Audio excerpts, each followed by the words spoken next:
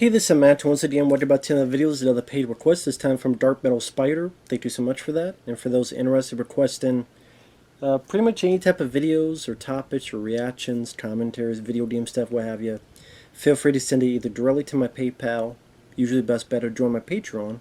Both links are down below in the info box. And this is for a film called Super Fuzz from 1980, which there's also another title called Super Snooper. Yes, Super Snooper. See that 10 times fast. Now, this is an Italian production. It's directed by the same guy who directed, I believe, the first Django movie with Franco Nero. Well, this is very much of a kids superhero goofy comedy where you got Terence Hill as the lead. Terence Hill, who I remember fondly from They Call Me Trinity and those movies. Did a lot of movies between him and Bud Spencer. They were a team in Italy that did a lot of these type of comedies together. Whole series of them, and then a lot of them got released in the US and dubbed, which makes sense. They're Italian actors. They dubbed them in English. I do wish the same voice was the dub for Terence Hill in all of his movies, because I like the voice dub he has in They Call Me Trinity. Maybe because I'm used to it, maybe, and also the sequel, They Still Call Me Trinity. Maybe because I'm used to it, and so that, when I think of Terence Hill, even though that's not his voice, that's the voice I think of when I think of him. I wish that voice was the same for all the movies he did, where he's dubbed in the English. Which is not the case here. Because even though it's an English dub voice, it's still a guy kind of having a little an Italian accent. And this time you have no Bud Spencer. Instead you have Ernest Borgnine. Yes, from Escape from New York. Yes, Cabby. The Poseidon Adventure. People who worked with him, they said he was a lovable guy who loved to work. And you could tell that from his performances. Just a guy that seemed very energetic and not sleepwalking. So Terence Hill, he's a rookie cop, and we first see him, he is being executed. In fact, this is the third time he's been tried to be executed, but it won't work. Why is he trying to be executed, even though he's a cop? Well, because he shot George Floyd. No, I'm just kidding. Because his partner, played by Ernest Borgnine, who's also his superior, was supposedly murdered, and he was blamed for it. And then the rest of the movie is this big flashback of what happened. He was a rookie cop. He was sent to the middle of the swamp to collect this parking fine. Unbeknownst to them, there's a NASA top secret experiment going on where this red plutonium blast hits him, and when he wakes up, he's fine, but now he has superpowers. And these superpowers are just like anything and everything. There are no rule. There's only one rule, which I'll get to, but everything else, he could be superhuman, he could be indestructible, invincible, he could catch bullets with his teeth, he can move stuff with his mind, like he moves a sewer lid so Ernest Borgnine doesn't fall through. He moves a truck that's double parked, moves into her parking spot. There's a robbery, he moves a shopping cart so the guy falls into it. He'll control people, goons, to do what he wants them to do. But he'll also see something around the corner, so him and Ernest Borgnine are driving. He's like, "Stop, Chief, stop. There's elephants." "What?" And then elephants finally pop up. He can see through walls, like he sees his illegal gambling going in the back of this truck. He could walk on water. He could fall off a building, land perfectly fine. He could catch bull with his teeth. He can be in a football game stadium, in a stadium at a football game with his girlfriend, and he thinks and everybody else is gone. I don't know where they went. Did they go to hell? Did they go to purgatory? I mean, where the fuck did these people go? That's a bit of a fucking moral quandary. Like, these people just vanished. Where the fuck did they go? Did they go to hell for a couple minutes? Did they in purgatory? But they do come back, thankfully. And the good chunk of the film is kind of just these random things as him and Ernest Borgnine, which, in a way, I didn't mind. Kind of just this day-to-day life of him being a cop, understand his powers, just solving various crimes or various things happening. Or again, uh, there's a robbery. He comes in, he falls out of the damn building, goes right back up, punches through the door, is able to stop the criminals. Takes forever for Ernest Borgnine to believe in him. Oh, and then the one rule is if he sees the color red, his powers fuck up and don't work for a bit. I just because it's a red plutonium blast, so red cancels red. Whatever. They try to explain it, but it's sci-fi BS. You just go along with it or you don't. And the movie itself, it's low budget, but it's kind of goofy fun. I will say the musical score is very energetic. Terence Hill definitely had that look that had a bit of charisma to him. That you tell why he was a star. The way he looked, the way he moved, his mannerisms. The voice dub, I mean, was okay, but again, I do wish it was the dub he had in They Call Me Trinity. And Ernest Borgnine is always like to see Ernest Borgnine. Is a bit like, goddamn, it don't take them this long for him to figure out this guy has superpowers. And even then, him and especially the girlfriend character, they seem a bit nonplussed that he has superpowers.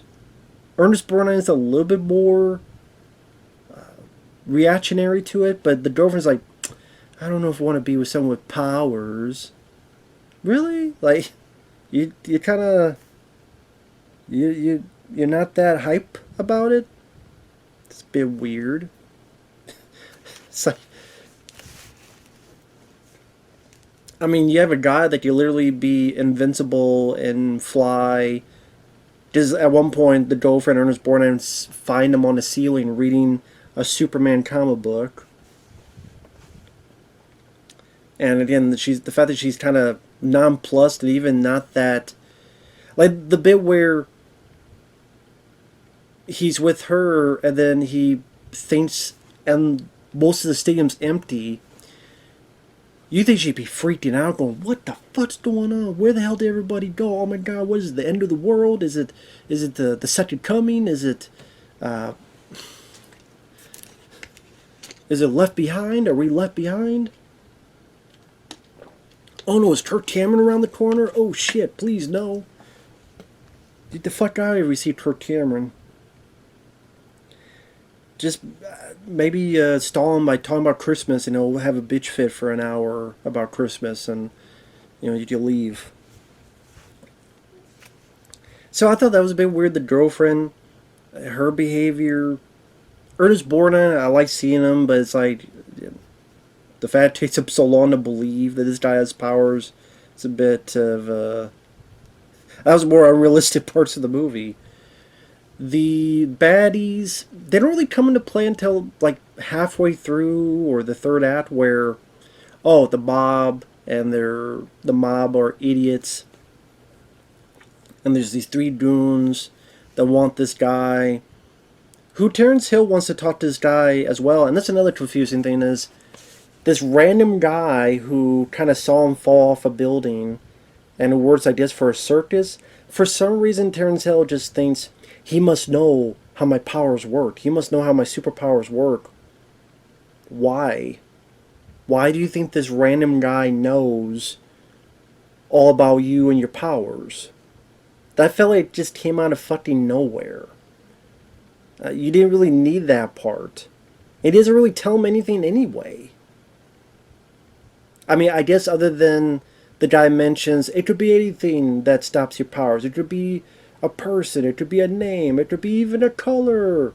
And lo and behold, he rams right into a big red wall and then laughs. It's like, oh, that must be what it is. I'm like, you didn't even need that guy. You could have had the girlfriend or anybody else say that shit too. And the mob is working with this female movie star who Ernest Borgnine loves and adores and obsesses over, To the point that as soon as Ernest Borgnine is dealing with her and dance with her, he just spills all the beans. Oh yeah, he has superpowers, and yeah, I even know his weakness. It's the color red. And she's like, oh really? I'm like, Ernest Borgnine's character just came off as a dunce of a character. Now the movie is fun enough, I think, for those who like really goofy, silly humor, or maybe for the, I don't know if kids today would give a shit, but kids back then, it's a superhero movie. It's a goofy, silly thing. All the different things this guy's using his powers. What's going to happen next? Going very over the top, not trying to be serious at all. Is that, at least there's no like stupid vomit, puke, fart humor. At least none of that shit. And like I said, after the opening and the setup, it's kind of just this series of events of him using his powers. Like I said, the robbery bit, finding the illegal gambling in the back of a truck. Another robbery, takes a guy out with a shopping cart. The guy shooting at him, and he's able to block all the bullets with his gun, and then he blocks a bullet with his teeth. Before Ace Ventura did it, and Ace Ventura Pet Detective, Terence Hill did it first in Super Fuzz, catching a bullet with his teeth. Didn't The Last Dragon do that as well, Barry Doherty? So before Barry Doherty's The Last Dragon, Timot did it, and before Ace Ventura did it, Terence Hill did it. So again, it's the plot's kind of just wandering around, but at the same time, that's probably my favorite bit of it. Just the two of them on the job, what crazy ant is going to happen with his powers next. And despite the plot wandering, like I said, that's my favorite part. So when it got to the actual plot, it was less interesting because Ernest Borgnine's just spilling the beans just because. Gotta find a way for the bad guys to know what his powers are. And then they tricked Ernest Borgnine. I found this funny, like, they tricked Ernest Borgnine and they trap him in this freezer in this boat. Then the movie star lady just went to the police officials and said, that man there killed Ernest Borgnine. And in fact, he went up to me and wanted to extort money. And they just believe her. They just believe her. Well, I guess in today's age, I guess they would just believe. The lady said you did this, you must be guilty. You're guilty until proven innocent. So maybe that's the most realistic part of the movie. A lady complained that a guy did something, he's canceled. Yep. I take that back. I guess that's the most realistic part of the fucking movie. But it's like, you didn't even find Ernest Borgnine's body. Like, you don't even know what's really happening, what's really going on. You didn't find his body. You have zero evidence. And quickly after, the guy's arrested and he's in jail, and then they tried to execute him. It didn't work, so they tried to fry him. He breaks out, jumps out the wall, finds the ship, finds Ernest Borgnine. Spoiler alert. Blows a big bubblegum bubble, so big that he gets Ernest Borgnine out, and he's frozen, like Christopher Lloyd's Suburban Commando, and the balloon rises out of the water, and then all of a sudden, Ernest Borgnine gets unfrozen, and they're on top of a balloon, and then our hero jumps into a plane where the bad guys are at, controls the plane down. Now this is the kind of movie it is. This is a joke in the film. This tells you whether this film's for you or not. Spoilers are the ending. I think it's raining outside. My God, that's the first time it's rained in like weeks. So Ernest Borgnine jumps down. Terence Hill tries to capture him. They fall through the floor, through the ground. Then the cops get a phone call. Our two leads are in China. They fell through the ground so far they went to the other side into China. And they're calling. Trying to, hey, where are we at? And the people don't understand what they're saying. That's the kind of movie this is. I enjoyed it for how silly it is, how goofy it was, how they're trying to work these powers with its low budget nature. It was fun to see that. It was goofy. They had a bit of charm to it, as well as growing up with Terence Hill and They Call Me Trinity, and having not seen this film, having heard of it for a while, finally seeing it, liking Ernest Borgnine, his like him as an actor, the store being energetic, it not being too long of a film. It's silly, goofy, cheap fun. I would say watch the trailer. If the trailer interests you, it's definitely worth a watch. Overall, I didn't mind it. I didn't mind it. Like I said, there's certain things. There's a lot of things. I mean, you can't take this film seriously at all. It's very silly. It's very goofy. Even then, I'm thinking, okay, the bad guys really aren't much to run home about. The Ernest Borgnine, bit of a dunce. The girlfriend is a bit too apathetic, a bit too kind of subdued in her reactions. The powers seem like he could do everything, just anything, everything. I'm surprised he didn't have lasers coming out of his eyes. But yeah, I guess that's an Odysee try to be Superman. Well, that's why he's reading Superman comics, so there's that.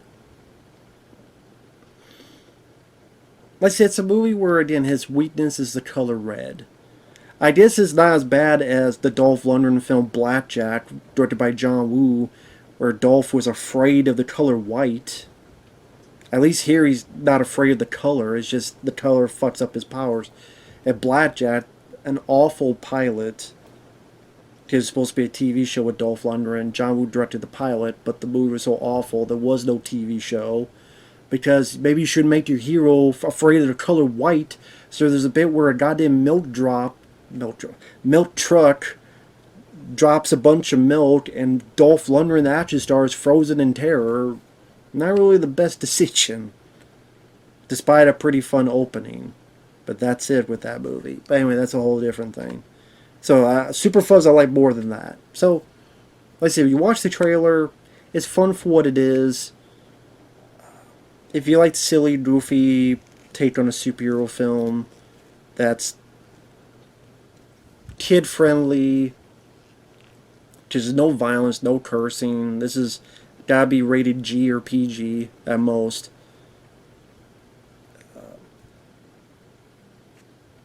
I mean, the beginning when he's at the swamp and he's trying to get back on the boat, there's a real-life gator, and he thinks to shoot it. Instead, he shoots up here in the air to try to steer it.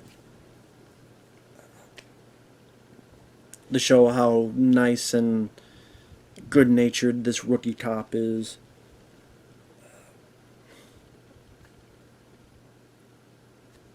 You enjoy it for what it is. And I did. I thought it was goofy, it was charming, it was fun for what it needed to be.